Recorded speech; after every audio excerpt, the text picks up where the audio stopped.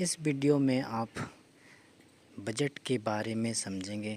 Budget क्या होता है, बजट के मुख्य बिंदु और इनके जनक। तो चलते हैं बजट के बारे में समझते हैं। सबसे पहले बजट क्या है। इसमें किसी सरकार के वार्षिक आय और व्यय का कथन उस सरकार का बजट कहलाता है। सरकार का बजट प्रायः विधिवत ढंग से वित्त मंत्री द्वारा एक नियत तिथि को प्रस्तुत किया जाता है।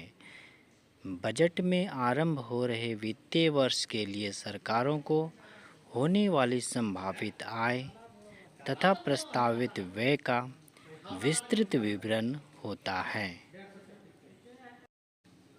अब आप बजट के इतिहास के बारे में समझेंगे।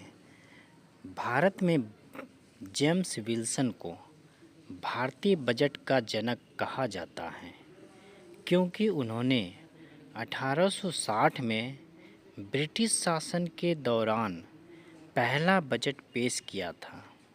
हालांकि पीसी महालनोबिस को भारतीय बजट स्वतंत्रता के संदर्भ में के जनक के रूप में भी जाना जाता है, जिन्होंने भारत के आर्थिक नियोजन की नींव रखी।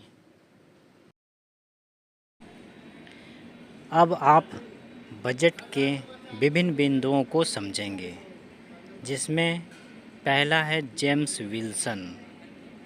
जेम्स विल्सन इन्हें भारत में बजट प्रणाली शुरू करने का श्रेय दिया जाता है।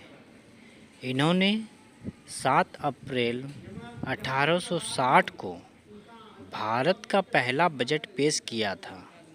अब दूसरा जो मुख्य व्यक्ति है वो आर.के. शनमुखम चेट्टी है। यह जो है स्वतंत्र भारत के पहले वित्त मंत्री थे, जिन्होंने 1947 में आज़ादी के बाद पहला बजट पेश किया था, लेकिन इन्हें जनक नहीं कहा जाता है।